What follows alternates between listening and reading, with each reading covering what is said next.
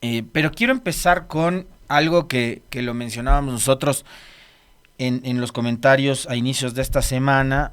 Concretamente me parece que el martes, una vez que hubo reacciones por parte del presidente Noboa y del gobierno tras el fin de semana violento que vivió el país, particularmente Manta, en donde fue atacado un evento circense, un show en un circo, y producto de ese ataque fueran asesinadas 3 personas.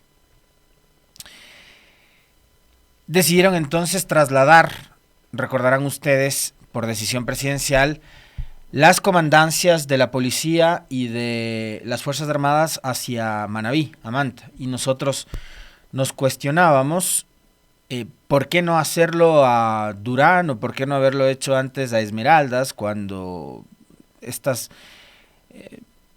ciudades o estas zonas del país también han enfrentado momentos muy críticos por razones similares a las que hoy han decidido trasladar la comandancia hacia Manta. Temas de seguridad, lo hemos repetido hasta el cansancio. Fíjense ustedes que hasta la última vez que conversó con nosotros Luis Chonillo, alcalde de Durán, se manejaba todavía la cifra de 145 muertes violentas por cada 100.000 habitantes. Ayer he visto el extracto de una entrevista del alcalde Chonillo con otro medio de comunicación que da cuenta de que la cifra ya habría subido, ya no son 145 sino 148 muertes violentas por cada 100.000 habitantes, lo cual ha hecho que se le ubique a Durán como la ciudad más insegura del mundo. A propósito de este tema, nosotros habíamos generado un comentario el martes anterior y era: ¿qué tipo de garantías le ofrece no solo a Manta, a Manabí y al resto del país, de que trasladando la comandancia a esa ciudad, las cosas cambien? Si es que no viene acompañado esto de recursos, de personal, de logística, pero sobre todo de un plan estratégico, de un operativo integral, ¿no?, que arrope al resto de operativos que andan haciendo ahí todos los días Fuerzas Armadas y Policía y que nos exhiben después en ruedas de prensa o en comunicados de prensa las autoridades como parte de los resultados, ¿no?, y de esta suerte de solución que plantea el gobierno para el tema de la seguridad. Y en un tuit del alcalde de Durán, yo encontraba una coincidencia con respecto de la línea que nosotros planteábamos y de los cuestionamientos que nosotros planteábamos acá el martes a esta decisión del gobierno. El alcalde de Durán decía, citando un tuit de un medio de comunicación nacional que informaba sobre el traslado de las comandancias a Manta: aunque en apariencia pueda ser una decisión acertada, la experiencia nos ha demostrado que los cambios de sede no resuelven los problemas de raíz. Toda estrategia debería responder a acciones integrales y no aisladas. Se requieren operaciones intermodales para una acción proactiva contra la delincuencia. Solo así tendremos éxito en recuperar la paz social. Es decir, que no solo por el hecho de trasladar la comandancia de Quito hacia otra ciudad, el problema de inseguridad de esa ciudad se va a resolver. De hecho, hay comandancias por zonas, hay comandancias por distritos, y los problemas de inseguridad son pan de todos los días en este país. En cada zona, en cada distrito hay comandantes, hay oficiales que están a cargo y que tranquilamente podrían mantener una línea de comunicación permanente y abierta con la comandancia que está acá en Quito, ¿no? El comandante general dando disposiciones y sus subalternos, que de paso son oficiales también, son coroneles, son tenientes coroneles, mayores, capitanes, etcétera, y que están distribuidos a lo largo y ancho del país, pues tienen que ejecutar lo que plantea el alcalde, una estrategia que responda a acciones integrales y no aisladas. Y que de paso no se vea el fenómeno que ocurre en Manta tan distinto de los fenómenos que han ocurrido en Esmeraldas, que ocurren en Durán, en Guayaquil o en Quito también, o en zonas de frontera como Sucumbíos, como Carchi. Porque en realidad el problema que enfrenta este país ya es un problema integral, no es un tema aislado, como bien lo plantea el alcalde Durán. Y yo coincido plenamente con eso. Y ayer, a propósito del traslado de las comandancias, me encontré con un tuit de Andrés Martínez Álava, periodista de Radio Son de Manta. Hace opinión, hace comunicación política y es coordinador de programaciones de la radio Son de Manta, Andrés Martínez. Y él publicaba en su cuenta de Twitter, o de X, como quieran ustedes llamarle a esta red social, uno en el buscador pone Twitter y aparece X. Entonces yo les sigo llamando Twitter, disculparán. Espero que no les moleste eso. Andrés Martínez decía, lamentablemente este es el estado de ciertas instalaciones donde descansa la policía en Manta. Y si tiene la Meli las imágenes para que ustedes puedan ver, como bien lo describe Andrés en su cuenta de redes sociales, son verdaderas pocilgas en donde se supone que descansan los policías en Manta. Esas son las condiciones en las que trabaja actualmente la Policía Nacional en Manta. No se supone que lo recaudado, 15%, dice Andrés refiriéndose al IVA, ¿era para mejorar esto? A propósito de lo que decía el profe en su editorial, resulta que ahora la alcaldía de Manta, a través de su titular, la alcaldesa Marciana Valdivieso, tendrá que ser quien arregle esas vetustas instalaciones, verdaderas pocilgas, como las denomina Andrés, que yo me imagino esas fotos las debe haber tomado él, periodista manabita. In situ debe haber estado ahí el colega haciendo esas fotos. Y ahora resulta que estas instalaciones, que están además, como ustedes ven, en absoluto abandono, que van a recibir a los cientos, decenas de policías que van a ir, una vez que se ha decidido trasladar la comandancia hacia Manta y Manabí, van a trabajar en esas condiciones. Y algo que yo les he venido también repitiendo a ustedes y que se lo he preguntado a varios de nuestros entrevistados, hoy le voy a plantear la misma pregunta que le hacía yo el otro día a José Serrano, exministro del Interior, al excomandante general de policía Ramiro Mantilla. ¿Cómo puede ser posible que los policías acepten trabajar en este tipo de condiciones? Cuando antes protestaban porque alguien les mintió de que se les iba a quitar ciertos beneficios, ciertos condecoraciones y cosas por el estilo, ¿no? Premios y demás. Salieron a protestar. Volvieron un caos del país del 30 de septiembre del 2010. Y ahora que el Estado, porque es el Estado ecuatoriano, a través del gobierno nacional, del gobierno central, les tiene trabajando en esas condiciones, en pocilgas, como las llama Andrés, periodista manabita, resulta que la policía está pues muy a gusto, ¿no? Y están, no sé, súper contentos de trabajar en condiciones como esas. Y no reclaman, no protestan, están cómodos. ¿Será que, digamos, por ejemplo, les satisface más el anuncio de la supuesta creación de una universidad policial o el hecho de que les den un bono extra de 190 y pico de dólares para su alimentación? Que ya quisieran, por ejemplo, el personal de salud pública de este país, o los maestros, las maestras, el resto de funcionarios que también trabajan incansablemente por el desarrollo de este país, recibir un bonito de ese nivel, ¿no? De 190 y pico de dólares para la alimentación. ¿Será que con eso en serio les mantienen contentos a los policías cuando hay que reconocer, ellos están exponiendo su integridad, su vida, su físico, su seguridad en primera línea para combatir la delincuencia y la inseguridad? Claro que también hay casos aislados de policías que han sido parte de estas estructuras criminales y hoy creo que eso está más que suficiente a la vista de todo el mundo. Pero no son todos y tampoco vamos a generalizar, ni de un lado ni del otro. Siempre habrá alguien que dañe o pretenda dañar en parte la imagen de una institución, ¿no? En este caso estamos hablando de la Policía Nacional. Pero habrá otros que también a diario se juegan la vida y que son personas honestas y que son patriotas que salen día a día a hacer lo que tienen que hacer para servir y proteger, como es el lema de la institución.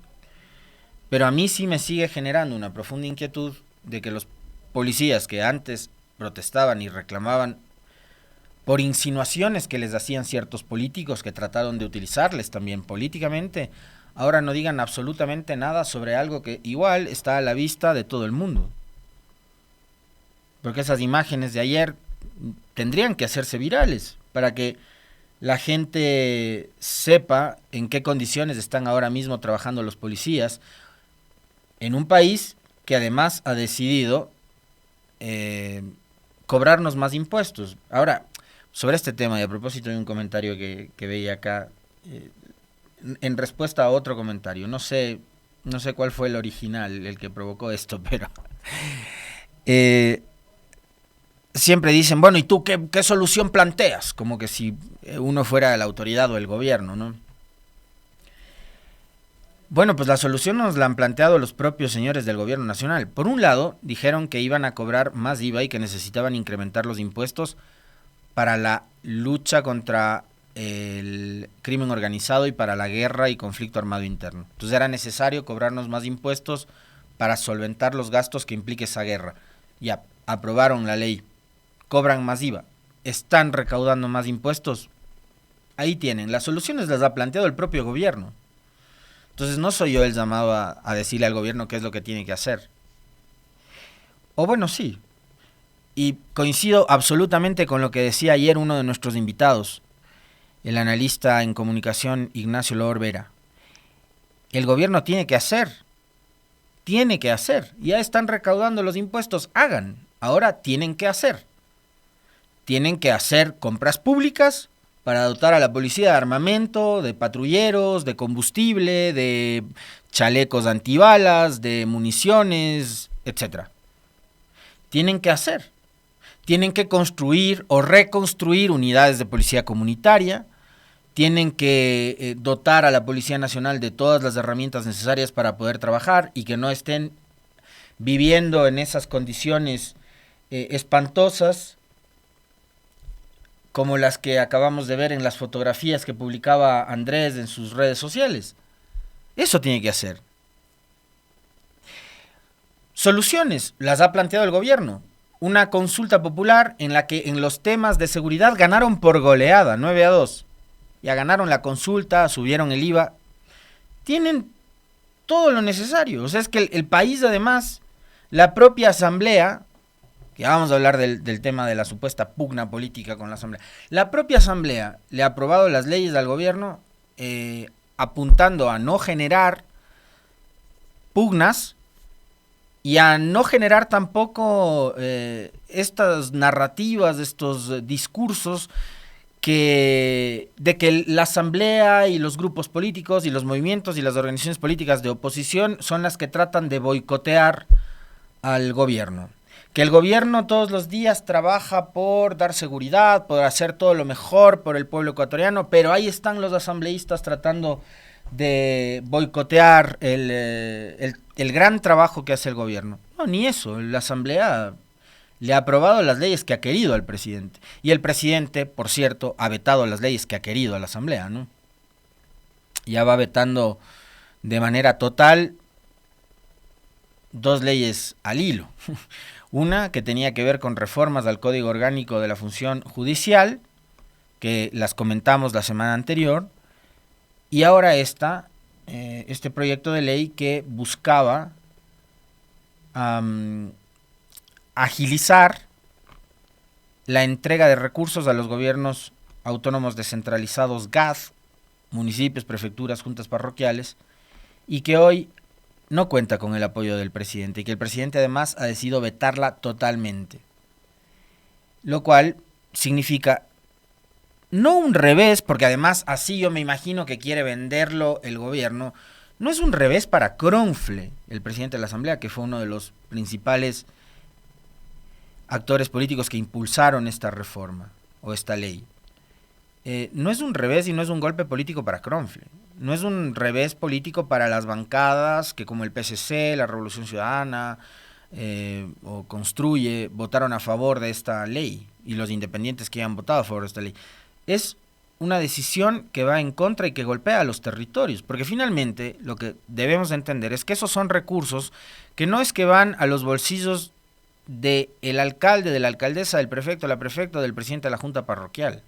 Esos son recursos que van a las arcas municipales, provinciales o parroquiales, y que se utilizan y que deberían traducirse, por supuesto, y ahí eso tiene que ver mucho con la visión que tenga cada autoridad local, con su planificación, con las prioridades que tengan los territorios a alcantarizado, agua potable, riego, vialidad, servicios públicos, gestión en temas de derechos.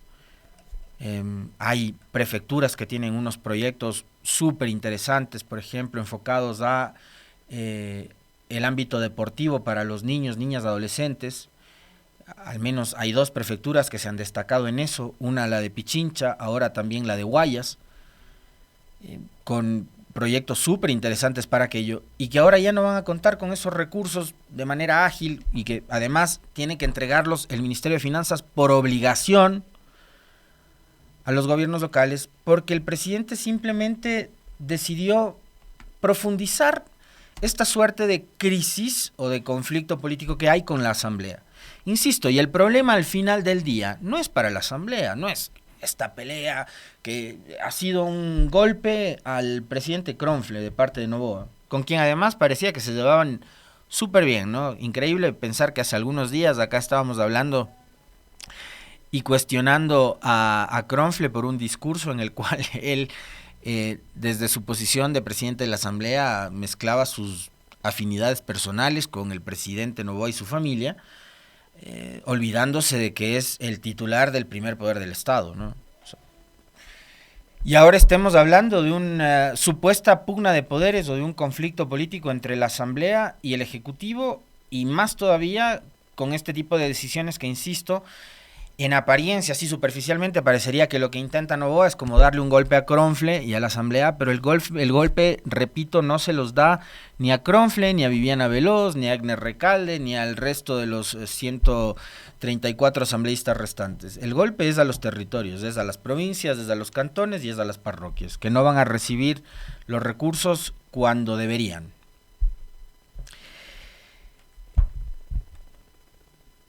Y ya que me metí a ese tema, ¿no? Porque, digamos, para complementar lo que estaba diciendo anteriormente, las Fuerzas Armadas han publicado en las últimas horas en sus redes sociales que el bloque de seguridad que se ha desplegado en la ciudad de Manta lleva a cabo varias operaciones militares. La madrugada de este 6 de junio, jueves, se han efectuado 22 allanamientos en el barrio Cuba de la ciudad de Manta con el objetivo de neutralizar actividades ilícitas. Manta, pongan tilde, por favor, señores que manejan las redes sociales de las Fuerzas Armadas. Manta, con tilde. El almirante Jaime Vela Erazo, jefe del Comando Conjunto de las Fuerzas Armadas, junto a su Estado Mayor, arribó a la ciudad de Manta para conformar el nuevo centro de operaciones de las Fuerzas Armadas, cumpliendo con el decreto ejecutivo número 290. Allá se le ve al comandante trasladándose hasta este puerto lindísimo para, como es Manta, para establecer ahí la comandancia. Y la Policía Nacional también dice que intervenciones simultáneas se han efectuado en Manta mediante operaciones en conjunto con el bloque de seguridad. Se ejecutan varios allanamientos en Manta, Manabí, a fin de contrarrestar los delitos cometidos por grupos terroristas como sicariato, asesinato, secuestro, robo de vehículos, extorsión, tráfico de sustancias sujetas a fiscalización, tenencia y porte de armas, entre otros delitos conexos. Es una noticia y un post de las 5:16 de la mañana de hoy, jueves 6 de junio, de la cuenta oficial de la Policía Nacional y de una operación que está en desarrollo. Han empezado ya a trabajar. Ojalá, más allá del anuncio este grandilocuente de trasladar la comandancia de Quito a Manta, esta decisión arroje resultados, ¿no? Ya lo mediático está, salió en todos los titulares, traslado de la comandancia a Manta. Bueno, ahora hay que ver cuáles son los resultados y si este traslado físico de la comandancia sirve o no sirve, entre otras cosas. Primero, para evitar que sigan ocurriendo eventos lamentables como el del domingo, y por otro lado para ver si es que sirve para desarticular y capturar ya a los cabecillas de estos grupos criminales, ¿no? Porque si no vamos a seguir enfrascados en más de lo mismo. Y la discusión de todos los días, de que siguen capturando a delincuentes de poca monta y los cabecillas o los capos de estas organizaciones criminales como Don Fito, que se les fugó de la cárcel en enero, siguen dándose la gran vida, quién sabe dónde, ¿no? Entonces a ver si empiezan a dar ya golpes de verdad, más allá de estos golpes mediáticos que al gobierno por lo menos le ha dado cierto nivel de resultado, porque hay gente que cree que el gobierno está haciendo mucho en seguridad. A mí por lo menos me queda el hecho de que todo está en el intento de querer comunicar sobre una realidad ficticia que no existe, que es la de un país seguro y tranquilo que existe solamente en la burbuja en la que vive el presidente Noboa y su círculo más cercano y sus asesoras. Solo ahí hay paz y tranquilidad, por fuera no. Por fuera no. Como ayer nos lo dijo también Ignacio en la entrevista, yo prefiero hacer la entrevista vía Zoom porque tengo temor de salir de mi oficina o de mi casa. Así pasa. Mientras tanto, mientras los problemas de inseguridad y demás persisten en el país, nosotros tenemos que debatir sobre un nuevo capítulo en esta telenovela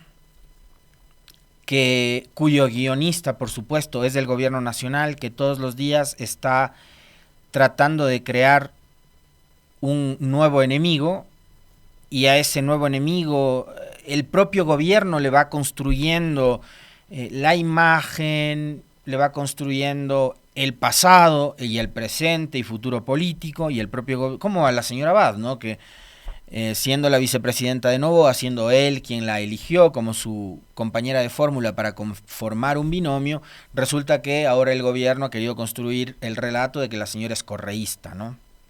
Entonces desde el gobierno quien está elaborando el guión de esta telenovela, y se ha sumado un nuevo episodio y un nuevo enemigo en este caso, la Asamblea Nacional.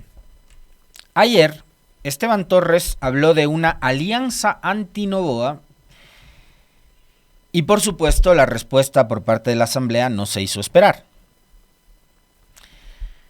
Dice la nota de Radio Pichincha, la relación entre el Ejecutivo y el Legislativo se empieza a fracturar. Este 5 de junio el viceministro de Gobierno Esteban Torres afirmó que en la Asamblea se ha conformado una alianza anti-Noboa, la cual busca aislar al oficialismo. De acuerdo con Esteban Torres, esta nueva mayoría estaría compuesta, aunque no mencionó los partidos, entiendo en la rueda de prensa, yo al menos de lo que escuché no mencionó los partidos, pero estaría compuesta según la visión y claro, según los números también, ¿no?, del gobierno, por Revolución Ciudadana, el Partido Social Cristiano y Construye, y ahí completarían 83 curules u 83 legisladores. A raíz de la consulta popular se ha configurado una mayoría antigobierno. Las votaciones en conjunto de estos tres grupos políticos nos permiten concluir que aquella alianza está sólida y caminando, dijo Esteban Torres. En este sentido, el viceministro consideró que los bloques legislativos buscarían impulsar, escuchen bien esto porque es terrible que lo diga Esteban Torres, quien fue legislador hasta el periodo anterior, y siendo legislador el periodo anterior y uno de los interpelantes en el juicio político de Guillermo Lasso, probablemente, y a pesar de haber sido social cristiano, creo que ya no sigue siendo, él tiene su propio movimiento junto a su padre, Tiempo de Cambio, en Tungurahua. No sé si está afiliado al Partido Social Cristiano, lo que está clarísimo hoy es que está más lejos que cerca del Partido Social Cristiano en este momento. Pero él, habiendo sido del Partido Social Cristiano, habiendo formado parte además de esta estructura de Ecuador Libre, que impulsó la candidatura presidencial de Guillermo Lasso y habiéndolo puesto a Lasso en el poder, después se convirtió en uno de los más grandes contradictores de Guillermo Lasso desde la Asamblea. Tanto es así que fue uno de los interpelantes junto a Viviana Veloz en el juicio político que emprendieron para sacar a Lasso. Y ahora yo les invito nuevamente, como lo hice alguna vez, a cuestionarse si fue una decisión acertada o no forzar la salida de Lasso para vivir lo que estamos viviendo ahora. Aunque nadie tiene una bola de cristal para saber que el remedio habría sido peor que la enfermedad, ¿no? Pero bueno, lo hecho está, y no hay que llorar sobre la leche derramada, ya está. Torres cuestionaba y mucho las estrategias políticas y de comunicación del gobierno de Guillermo Lasso. Pero lo que hizo ayer Torres es ni más ni menos que replicar la misma estrategia que en su momento usaba Guillermo Lasso, Henry Cucalón y todo el gobierno anterior, ¿no? Que es tratar de hacer de la Asamblea un cuco. En este sentido, el viceministro consideró que los bloques legislativos buscarían impulsar un juicio político en contra del presidente Daniel Noboa por presunto incumplimiento de funciones. Aquí hay una imprecisión tremenda, y esto es lamentable que lo diga alguien que sabe de legislación, que fue legislador hasta el periodo anterior, y que tiene una enorme formación política, primero por ser hijo de quién es, de Luis Fernando Torres, y si alguien sabe de procedimiento parlamentario, del contenido de la ley orgánica de la función legislativa, es del papá de Esteban Torres. Desde la casa tiene una gran formación política. Académica entiendo también. Pero acá lo que está reflejando la declaración de Esteban Torres es que o desconoce las causales para enjuiciar políticamente a un presidente de la República, o es que la mentira ya forma parte de la estrategia oficial del gobierno para engañar a las audiencias, para engañar a los ecuatorianos. Lo cual no está muy lejos de la realidad, porque a esto podríamos sumar los 105,000 plazas de empleo joven, los 168,000 operativos de seguridad, las 35,000 personas detenidas durante estos 100 y pico de miles de operativos. Recuérdenme ustedes más fake news, la reducción del 60% de femicidios, la reducción del 99% de muertes violentas, y así por el estilo. Parecería entonces que la mentira en serio ya se convirtió en parte de la estrategia del gobierno en materia de comunicación política. Porque es inaceptable que alguien con la formación política y académica de Esteban Torres se mande una afirmación de tal nivel. Es incomprensible. Y es incomprensible también que Esteban Torres en este momento se esté convirtiendo en ese fusible, cumpliendo el rol de vocero, para tratar de sostener políticamente al gobierno. Y habría que preguntarse también si es que necesitan de estas estrategias, o sea, de recurrir a la mentira, porque según ellos mismos, Noboa todavía goza de una gran popularidad, entonces yo no sé qué tan necesario es que recurran a la mentira. Les invito brevemente a revisar la Constitución. Perdí mi libro físico, en alguna reunión dejé mi Constitución y desde ahí me quedé sin Constitución, entonces ahora vamos a la compu. Artículo 129 de la Constitución de la República, sobre el control de la acción de gobierno, sección 2, artículo 129. La Asamblea Nacional podrá proceder al enjuiciamiento político del presidente o presidenta de la República o vicepresidente y vicepresidente de la República a solicitud de al menos una tercera parte de sus miembros en los siguientes casos. 1. Por delitos contra la seguridad del Estado. 2. por delitos de concusión, cohecho, peculado o enriquecimiento ilícito, temas vinculados a corrupción. Y 3, por genocidio, tortura, desaparición forzada de personas, secuestro u homicidio por razones políticas o de conciencia. Esas son las 3 causales que establece específicamente la Constitución para iniciar un juicio político. Además, para eso se requerirá el dictamen de admisibilidad de la Corte Constitucional. Y no se requerirá el enjuiciamiento penal previo, por ejemplo, por casos como concusión, cohecho y demás, ¿no?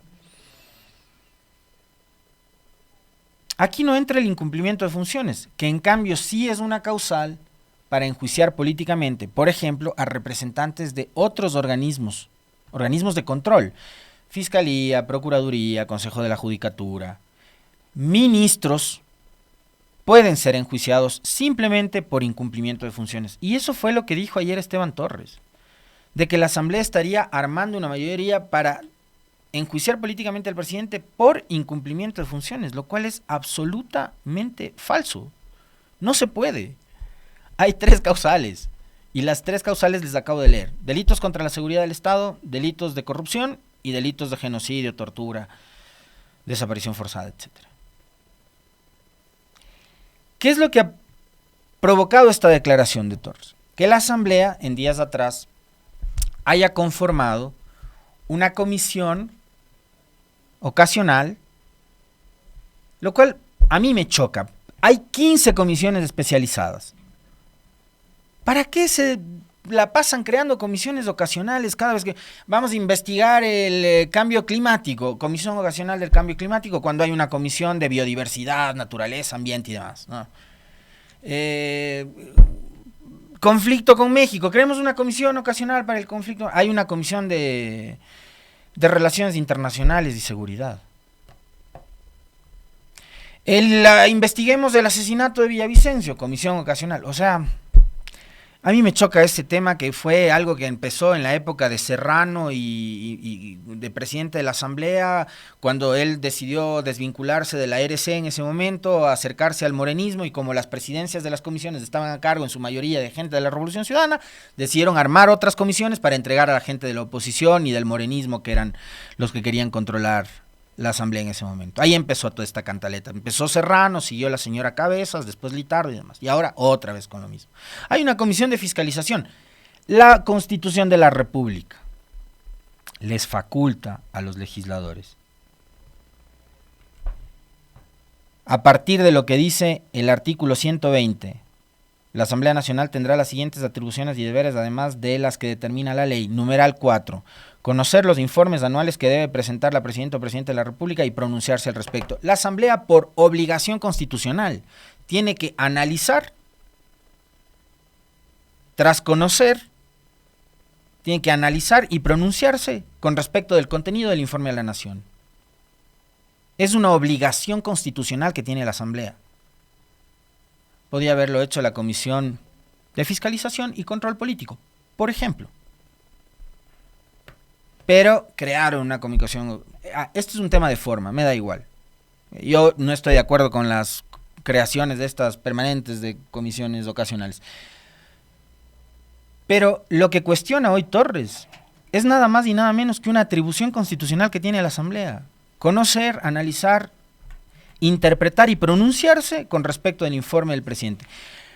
La Asamblea puede emitir un informe en el cual pueden decir, están de acuerdo, no están de acuerdo, le pareció lindísimos los videos del presidente Noboa, las cifras fueron inexactas, los zapatos estaban muy altos, la suela, lo que sea puede decir en ese informe. Ese informe no es ni causal para la destitución, ni para un juicio político, ni para nada. Es una obligación que tiene la Asamblea pronunciarse con respecto al informe de la Nación y punto. Así que lo que hizo ayer Esteban Torres fue mentirle al país. Ameritó una respuesta, por supuesto.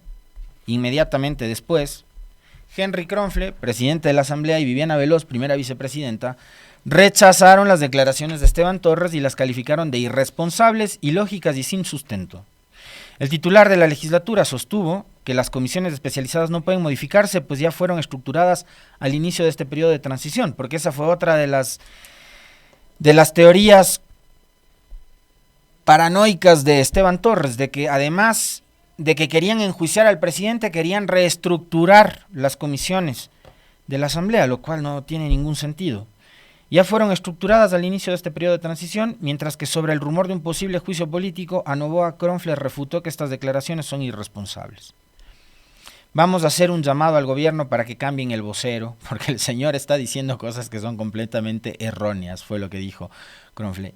Increíble. Estas son las cosas que tiene la política ecuatoriana. Hasta hace algunos meses atrás, hace más de un año atrás, Kronfler y Torres eran parte de la misma bancada legislativa. Pensaban igual, actuaban igual, votaban igual, hacían todo igual. Hoy están en orillas totalmente contrarias, ¿no? Mientras tanto, la legisladora de la Revolución Ciudadana, Viviana Veloz, señaló que Torres cayó en un analfabetismo jurídico. Es el carácter de la vicepresidenta Veloz, ¿no? Lo dice con mucha más enjundia. El tema del desconocimiento de la ley. Que es increíble que Torres haya dicho lo que dijo. Pues es una obligación de la Asamblea analizar el informe de la Nación, lo que les acabo de decir, artículo 120, numeral 4 de la Constitución. Asimismo, explicó que no cabe un proceso de juicio político contra Daniel Noboa. El gobierno se ha dedicado a crear una cantidad de enemigos y de cucos en estos momentos que es impresionante además, y es impresionante que el pueblo ecuatoriano, que las audiencias que escuchan estos discursos, en serio, se coman esos cuentos. Y a mí lo que más me preocupa, lo que más me inquieta, es que la mentira ya se va volviendo, como en el gobierno anterior, nuevamente parte de la estrategia comunicacional del gobierno actual. Y a partir de las mentiras y de los cucos, así como por ejemplo que Abad pretende darle indulto a Correa, que es una figura que no procede además, porque los indultos se los concede solamente a personas que están en prisión, y que por cierto Correa en varias ocasiones ha dicho que él jamás va a aceptar indulto ni de el gobierno anterior, ni de este, ni de los que vendrán, porque él se cree inocente, así como es una cantidad de mentiras, los 105.000 empleos, la reducción de los homicidios, la reducción de las muertes violentas y demás cosas, que Abad es correísta, en fin. Eso me preocupa y mucho, porque además, el resultado, digamos, los datos, las cifras, la altísima popularidad que todavía mantiene el presidente Noboa y su gobierno, demuestra que la gente cree esas cosas. Lo que dice Noboa, lo que dice Esteban Torres, lo que dice Diana Jácome. Lo lamentable, lo triste, lo preocupante es que haya un país que se siga comiendo el cuento de las mentiras que además son repetidas todos los días y que circulan en todos los medios de comunicación y que se repiten en las redes sociales y en todos los espacios posibles. Eso en serio es muy preocupante.